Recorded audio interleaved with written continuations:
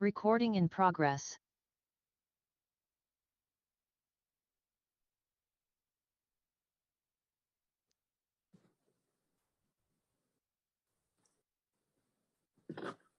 Hi, Coach. Can you hear me okay? Yep, got you, Kaylee. Go ahead. Okay, great. We'll get started with questions. Please raise your hand if you have a question.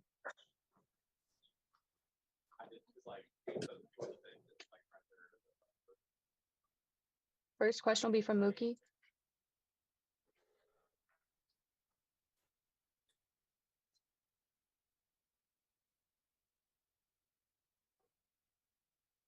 Can you hear me?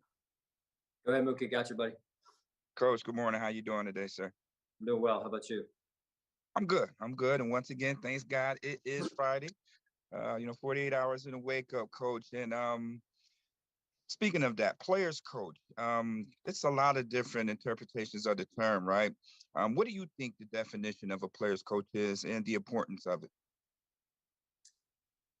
Well, I mean, there's a lot of definitions. I guess it depends on probably the context you're asking it in. I mean, to me, the best coach you can be is a coach that puts players in the position to succeed and accomplish their goals. So if that's a players coach, then sign me up. I know the term is used in some other ways too, in terms of what happens in this league from time to time with coaches, but I'm not really sure how you're asking that question in terms of the context of it.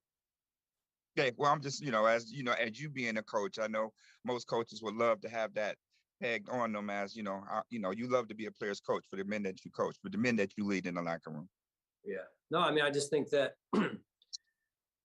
number one thing I want to be as a coach, I've never really had a goal to be a player's coach. I've just tried to, again, help the players become the best they can become. And if that's, again, a player's coach, then sign me up.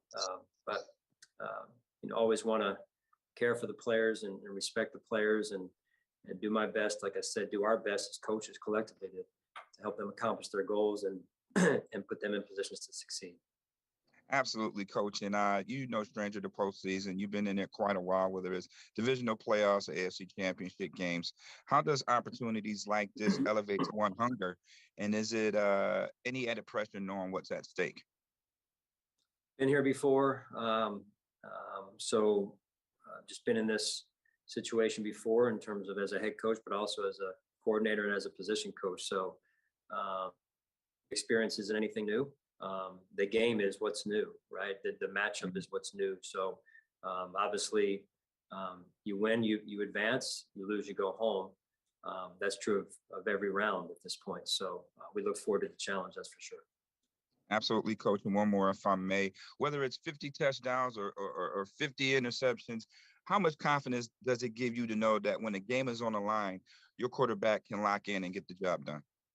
Yeah, I have a tremendous amount of faith and trust in our quarterback. And we've been together now for 5 years. So I love him. And I think he's a heck of a football player and a heck of a person. Absolutely, Coach. Thank you for your time and good luck Sunday. All right. Thanks, Mookie. Hey, Sean, maybe along the lines of a player's coach type thing, and I probably should have asked you this on Wednesday, but I followed up with Josh on the fact that you had put him through a walkthrough. And he said, really, at this stage of the game, it's a wear and tear situation for everybody, and that's understandable. But that really allowed them to kind of focus in schematically and everything else that you put into a game plan. I guess, how do you weigh that? How have you executed practices this week, and how mindful are you of the fatigue factor and kind of the long-term wear and tear to this point in the season? And based on that, how prepared do you think this team is for Sunday? Yeah, well, it's my hope, Adam, every week to end goal really to have them as prepared as humanly possible. One of the areas that we look at and study and analyze and try and put them in a position with is their rest and making sure that they're fresh for the game, in this case on Sunday. So I just think that that's an important part, as Josh mentioned, this time of year in particular, because this time of year is when, and even before now, the last third of the season is when the bumps, the bruises, the fatigue sets in, not only physically, but mentally as well. So just always trying to have a good feel for where the team is and what they need most moving forward. And just one follow-up, if I may. You had talked earlier in the week about how Damar was in the building pretty much on a daily basis now. Has that continued? And I guess what everyone wants to know is there a chance he'd be in the house on Sunday? I don't know the answer to that last question. Again, we're just going at Damar's cadence, really. It's what he needs and how we can help him, and how our training staff can help serve him, and we can serve him. And, you know, as anyone would do, we're just trying to be there for him, and walk at his pace, so to speak, play on words.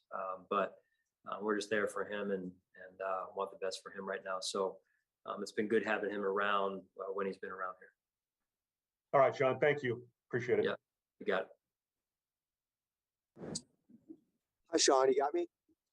I can hear your voice. I can't see it, but that's okay. Yeah, sorry about that. That came out wrong. That came out. My apologies, It's all buddy. good. Yeah, It's all good. It's you Friday. can say the same for me. I know, it's all right. So I was talking to Dean Marlow this week, and just about that, the game that he played coming in halfway through the season. And, you know, there were times in his career where he may never have envisioned getting back to a point to make that kind of play and that kind of big moment, especially at safety on defense. He's been such a good special teams player over the course of his career. What has he meant to you personally, knowing how far back you go with him and what he's brought, and, you know, not only from a football perspective, but off the field as well? Yeah, great question. You know, it's fun as a coach to watch a player grow as a player, but also a person. And when we brought Dean to when we drafted Dean in Carolina, or it was late in the draft, I know, or after the draft, and he was a player that we had on our radar, and he had good strengths, but things to work on, like most any player or any of us. So I think now to have been with Dean in Carolina, and now in Buffalo, and then twice now in Buffalo, it's just a joy as a coach to watch a person develop, now have a family. And I think that's just part of the relationship that we've built, the friendship that we've built, but also the player-coach relationship. Dean's just such a pro. He's a true joy to have on our football team. Yeah, I asked him if there's been anybody when he got back that he's just been, you know, had a joy to be around every day. And he's like, I'm going to be honest, it's McD, because you don't realize sometimes how much, you know, when somebody's not around, you get so used to seeing people every day. And he was with you for so long, and he just wanted to share that with you. Yeah, I appreciate that. That's that made my day right there. That's great to hear, and super proud of Dean. And then finally, how has, you know, it's almost 2 weeks now since Mike has been practicing. How has he come through it to this point, and what you've seen out there on the practice field from him? Yeah, I mean, he continues to work hard. He's working with our scout team and doing a good job over there, and getting himself back in the flow. So we'll just continue to take it when we get time here. Perfect. Thanks, Sean. Yeah, you got it. Hey, Sean, Mike Giardi, NFL Network. How are you? Good. Mike, how are you? I'm doing well. Quick one for you on Jamison Crowder. I know you said you didn't rule anybody out. Is he close? You know, we think he's moving in the right direction, Mike, but don't expect him this week. We'll see where it goes in the following weeks here. And I was talking to Teron Johnson, and he mentioned Jordan Poyer being a Marine. And I'm just curious your view of that, and why, I guess, I mean, just how you view Jordan and his sort of devotion to the craft. Boy, I mean, that's if we had an hour to talk about that. Jordan is just he's a football player, right? When you look up the word football player, the words football player in a dictionary, if that were to be the case, you would see a picture of Jordan Poyer. That's really what he is. I mean, he is. He loves the game. He's committed. He's extremely tough. You look at the injuries that he's had and what he's played, what he's come back from. Maybe some guys wouldn't have come back from some of those injuries, right? So he's a leader. I think he's really done a really good job for our football team. Even starting 6 years ago, coming here from I think he came from Cleveland at the time, and just another great journey to watch and watch it unfold. And it gives you a lot of joy as a coach to watch a young man develop on and off the field like he has. Thanks, Sean. Appreciate it. Yep. That's all for today. Thanks, Coach. All right. Thanks, guys.